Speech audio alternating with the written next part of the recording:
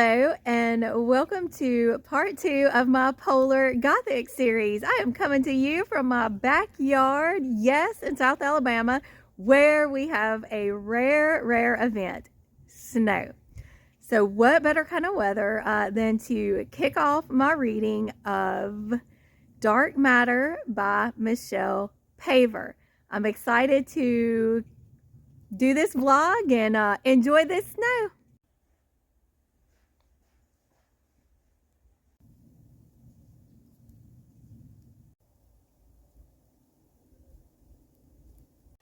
Hello, this is the first check-in since I've started reading Dark Matter by Michelle Paver.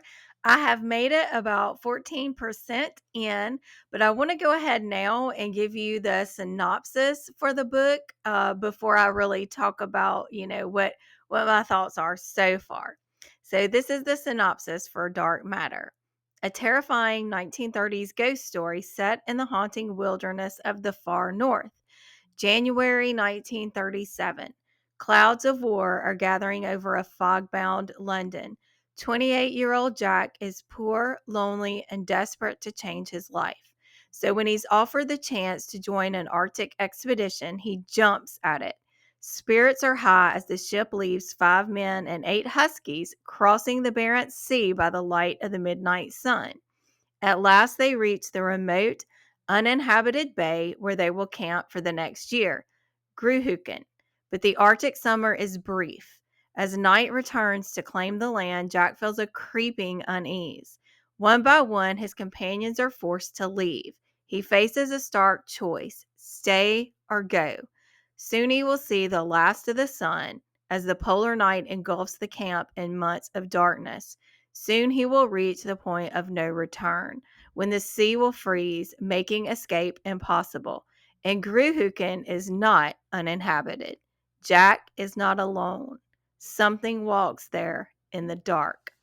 So even though this takes place about 100 years after the events written about in Dan Simmons' The Terror, you can definitely see those parallels, the idea of being stranded in the Arctic, the concept of the summer coming but not really thawing anything out so that you're stranded on the ice.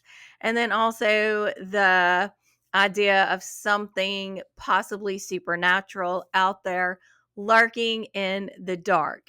So, I want to go over a little bit about how the concepts of the Polar Gothic tie into dark matter. And I will also link some resources down below for some articles and websites that also um, gave me some thoughts to think here about the Gothic representation in dark matter. So, first of all, it does cross the boundaries between different narrative worlds. You have the opening is a letter written to someone who wants to study Jack, the main character, his diary and his experiences on, this isolated venture into the Arctic. And we go from the letter, which is in current times, back to Jack's diary that he kept when he was on this expedition. So again, we get that current to past and the idea of the past haunting the present, which is a theme in Gothic literature. This is also an example of a frame narrative where we often find in Gothic works that you have someone telling the story of someone else. Someone has found a diary, someone has found letters. So that's another way that the Gothic is coming through in this book already. We also get a great deal of foreshadowing, which I'll talk about in a moment. And there are also commentary examples for social commentary and class commentary, because Jack is in a lower class than the others going on the expedition with him. So class does play an important factor into the book too. So there's also extreme isolation, which we see often in Gothic literature, because as we found out in the synopsis, not only are the men in as a group going to be isolated in the Arctic, but we found that Jack, for whatever reason, is going to be left alone. So extreme isolation. His isolation is also mirrored in the fact, as I mentioned before, that he is in a different class than the others on the expedition. So we have that actual isolation because he feels maybe not quite as good as the others. He feels like he's the only one in his economic situation. And that can also leave him more susceptible to emotional disturbance and an exaggerated feeling of isolation. And there's also going to be elements of Jack seeing something or someone um, out there, and we're not going to be sure. And he's not going to be sure, at least for a time, I suppose, of whether that is something he's actually seeing or just something, in regards to his mom playing tricks on him. Because one of the things, too, that I found out about when I read The Terror by Dan Simmons is that there are Arctic mirages, similar to what we think about when we have, mirages taking place in the desert. That same kind of thing can happen in the Arctic. There's also a sense of hostility or some kind of danger. Jack feels like his companions are hostile towards him at times. The captain of their ship has warned them and told them that Gruhukin is not really where they want to spend a great deal of time, but they have ignored that. So, also foreshadowing and putting yourself into danger. And Jack will also feel hostility from the landscape itself, the very threat of the extreme cold and being trapped in the ice. Um, so we also have dread, which will be gradually building up. I'm going to read some examples in just a minute of foreshadowing that really are helping to build this sense of dread and this creeping fear that something is going to go very, very wrong. The story, again, as I mentioned, is set in the Arctic wilderness. And Michelle Paver really uses this wilderness to create a sense of strangeness that humans can suffer from when we are isolated. So I'm going to link some articles, like I mentioned, down in the description box below if you want to hear more people's thoughts about the things that I just discussed. So I want to just quickly go over some of the things I've highlighted in this book so far. First of all, there's this quote: "There's no dawn and no dusk. Time has no meaning. We've left the real world and entered a land of dreams," which is a very Gothic sentiment there, too, that you're not sure what's real, what isn't, what time of day it is, and how that can really affect you mentally and physically.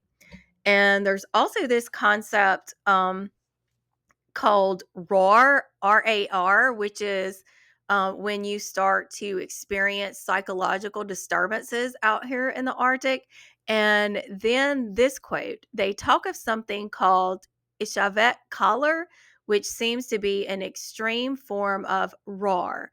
It means the Arctic calls. That's when a trapper walks off a cliff for no reason."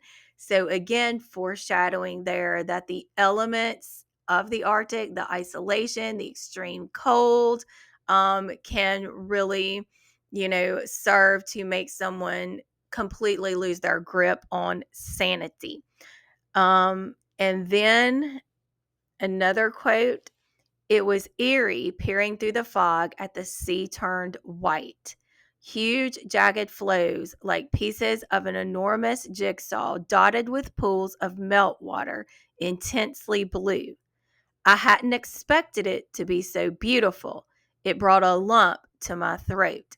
Again, that calls back to Edmund Burke's concept of the sublime, that which evokes a sense of beauty and awe, but at the same time of fear and dread. And then one more quote, which I thought was an example or an excellent example of foreshadowing and personification, giving the cold an element of life, that it is something sentient, something that is seeking to harm. For the first time in my life, I was aware of cold as a menace. So I'm really enjoying the book so far.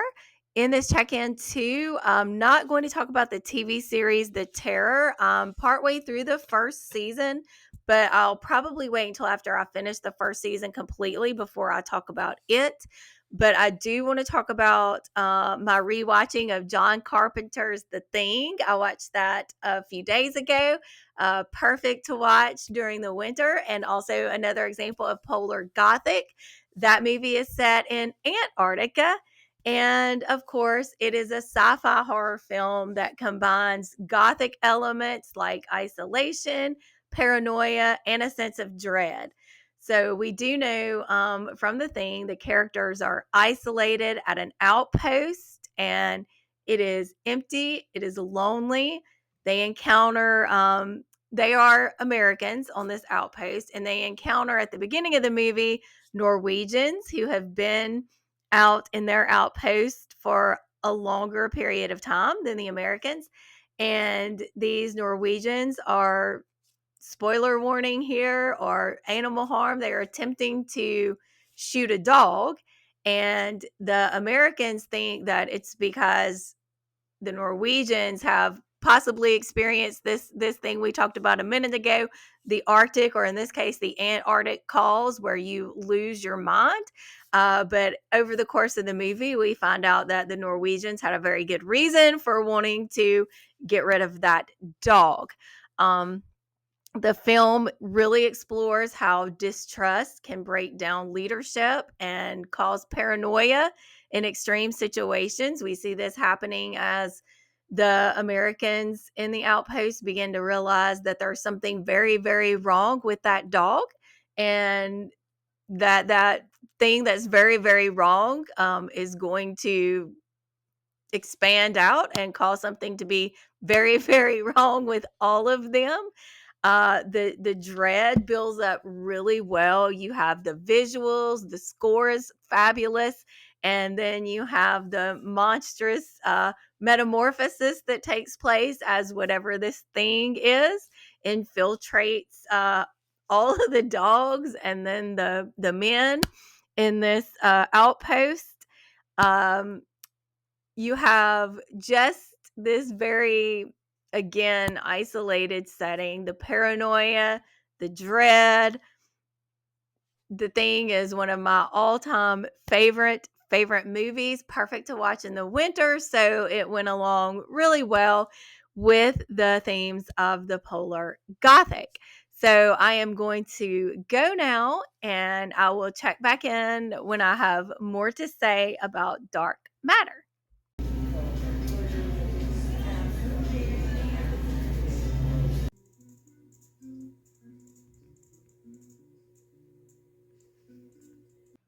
Hello, it's January 30th. It's Thursday. I just got done eating lunch. This morning I taught week 3 of my post semester course, and today we talked about the Black Cat and Annabelle Lee. And now I am coming in to talk a little bit about Dark Matter with you all. I am enjoying it, still working my way through it. We are starting to see more of the plot unfold and more foreshadowing about the doom that is lingering, and we are down one person from the group because one of the group members had an injury and was no longer able to continue on this expedition. We have more hints of some shadowy type figure, and we have remnants of the past that are lingering there on Gruhuken, which is the place where our diary writer Jack and his fellow members on this crew, Gus and Algie, are. Um, we get more insight from the captain of the ship, who did not want to bring them to Gruhuken. He warns them about it being a dangerous place, but he doesn't want to elaborate on that. The rest of his crew on his ship are very anxious to leave Groohuken. So you know that something, something not so good must be lingering there. I wanted to also give you some quotes, as I'm fond of doing. So the first quote I want to read to you is a really great depiction of how Michelle Paver is creating sentience in the natural world in the Arctic and giving it a menacing, threatening sort of effect on the characters. So here's the quote. From deep within came weird creaks and groans, as if a giant were hammering to get out. Then came a noise like a rifle shot, and a huge segment of ice crashed into the sea, sending up spouts of water and a wave that rocked the ship. Shattered ice turned the sea a milky, pale green. The hammering went on.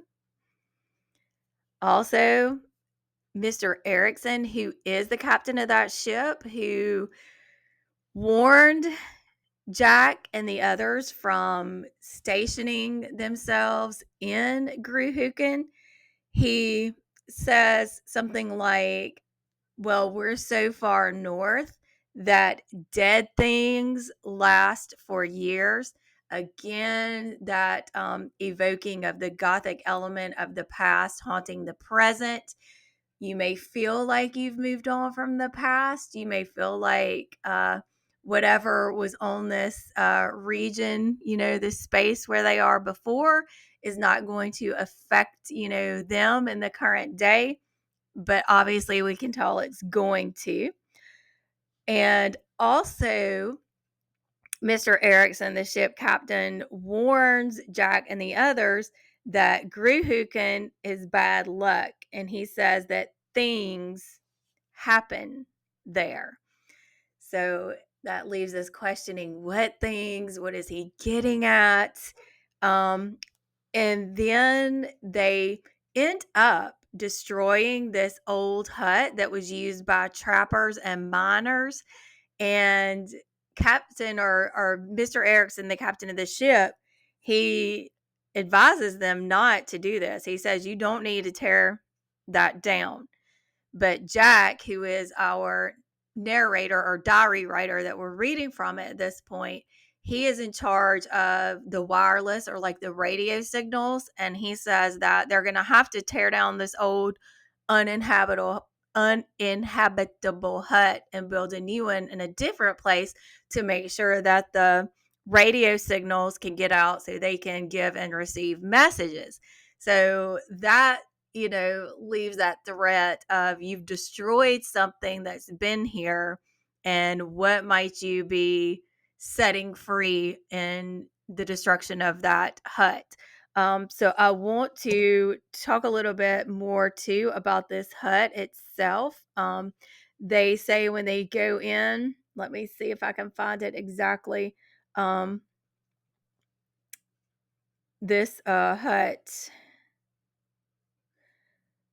The old hut exhaled a musty smell of seaweed. The smell was thick. Then Jack, in his diary, writes about this hut. In my throat, rotten seaweed and something else, as if something had crawled in here to die. Suddenly, I felt desolate. It's hard to describe an oppression, a wild plummeting of the spirits. The romance of trapping peeled away, and what remained was this squalor, loneliness. It's as if the desperation of those poor men had soaked into the very timber. So these spirits that may be lingering there, we get just all of the Gothic goodness in that passage. And at another point, Jack goes up a little bit higher on this mountain and he's looking down at the newly built cabin or hut that they built, and he sees a man standing there, and the man has his arms at his sides, one shoulder higher than the other. And Jack makes note that he does not like the tilt of this man's head. And he describes what this man is wearing. And when he gets back down the mountain, he says something about this man to Mr. Erickson, the captain of the ship, thinking that this man is part of his crew. And Mr. Erickson says nobody would be dressed like that. I don't know who that was. You probably just thought you saw somebody. So that's good and creepy too. So yes, I'm still enjoying this. And I also want to talk about the Terror TV series for just a minute. I have one more episode left in it. And I do like it. There are changes from the novel to the series, but for the most part, I feel like those were good choices to make when you're adapting something from book form to film. And that's really all I want to say right now, because I'm going to share my, in-depth thoughts about this series after I watch that last episode. Now, I think that is all I have for this check-in, and I will see you in the next one. Hello, it is Sunday evening, February 2nd, and I have finished reading Dark Matter by Michelle Paver, and I have finished watching the Terror series on AMC. So I'm going to give you my thoughts about both the book and the series that I just finished. So for Dark Matter, I ended up giving it 5 stars. It really encapsulates the perfect Polar Gothic novel. There is so much in it that deals with the past haunting the present. There is the spectral presence that is there on Gruhuken. We find out who the spectral presence is, what his past is. There you get more class commentary, as well as commentary on individual versus corporate, and what happens when money and wealth take over, and the anger that can leave in the individual. And there are often references to this echo that Jack makes in his diary. Of course, we get to one point where Jack says, "This is not just an echo. This is something real. This is something that is here and haunting." So I just want to talk about a few other things. The writing was absolutely just beautiful. And here's one of the passages I want to share that really evokes imagery and foreshadowing. The weather changes so fast, it's bewildering. 2 weeks ago, frost turned the dwarf willows on the slopes scarlet, like splashes of blood. Then there are a few other things that I want to mention. I got really all nerded out whenever I found out where the title Dark Matter comes from. I don't know if you're like I am, but when I'm reading a book or watching a movie or television series and it's revealed where that book or series or movie got its name, I'm always like, oh, there you go. So here it is. In one of my periodicals, there's a paper by someone who's worked out that what we know of the universe is only a tiny percentage of what actually exists. He says what's left can't be seen or detected, but it's there. He calls it dark matter. And I love that too, within the context of the Gothic, in that you have this presence there that you may not be able to physically see, but the past is very real. And the past, just because it's past, doesn't mean that it's not affecting the present day. So I just really loved that too.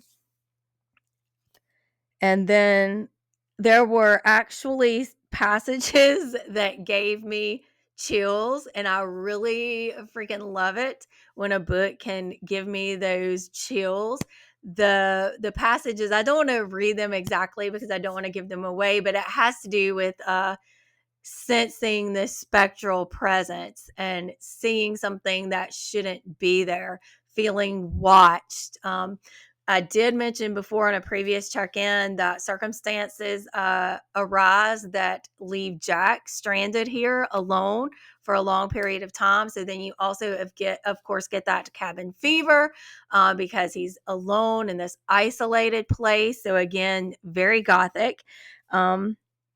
I'm trying to look at some more of these highlights because I did have this, on my Kindle. So I'm just kind of scrolling through some of the quotes that I wanted to share with you.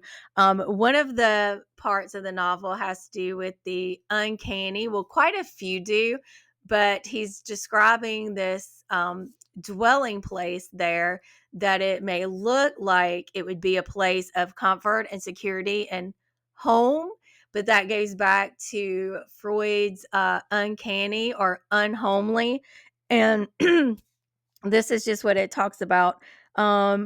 This says, I wish I hadn't read that. To think that something so horrible should have its roots in something so, well, homely. So, again, that idea of the uncanny or the eerie, something familiar, but it's not quite familiar, or something that should be comforting, ending up being something horrifying. Um, like I said, we do get to find out what this spectral presence is and why this presence is there. Then we also have some new terminology I learned. So one of the things that I learned is drogs, and I hope I'm saying that right, or drogs, Draugs. And a drog is the unquiet spirit of a drowned man who lurks in the shallows waiting to drag the unwary to their doom. And I don't really want to say whether this is true or not, but one of my notes there was asking if this was foreshadowing because it made me refer back to the beginning of Dark Matter, where when Jack is still in London, he sees a drowned corpse that is like washed ashore. So again, there's also that echoing, that repeating of the past, the omens or the portents that you get in Gothic literature. So I'm trying to make sure I don't forget anything. Um, I don't really want to talk about who else may have experienced this very same haunting and this feeling of eeriness and dread in their location because that could mess it up. There's also this bear post that's outside that has like blood stains on it. And the bear post really, really creeps Jack out. There are times he feels like it is getting closer and closer to the house. So that was very creepy to me too. But all in all, like I said, I just thought this really encapsulated the perfect Polar Gothic novel. And I absolutely loved it. I'll be excited to pick up more by Michelle Paver. I did read Wakenhurst by Michelle Paver in January, but I'll talk about that in a later wrap up video. So let me talk about the Terror series on AMC. I enjoy the first half of the series, but once we get to the second half, and especially once we got to the end of it, I was very disappointed in the direction they went in. I do understand, as I said previously, why some of the changes were made to adapt it from book to film, but the direction they went in with the Toonbach or the creature that exists in the Terror, I did not like what they did on the television show. It made no sense to me because this is a spirit. This is not exactly a flesh and blood entity. So I didn't like what they did there. I did not like the way that they changed up the character of Cornelius Hickey. And instead of it just being the character it was in the novel, there's some bizarre twists, like in the last episode, that was very unnecessary. And I did not appreciate that. They also in the series did not make it clear about the relationship that eventually ends up taking place between Captain Crozier and Lady Silence. It just fell flat to me. So I would definitely recommend reading The Terror by Dan Simmons, but not so much recommend the AMC series, The Terror. Now, one thing too is that it only is one season, focusing the just that first season of The Terror focuses on the novel The Terror by Dan Simmons.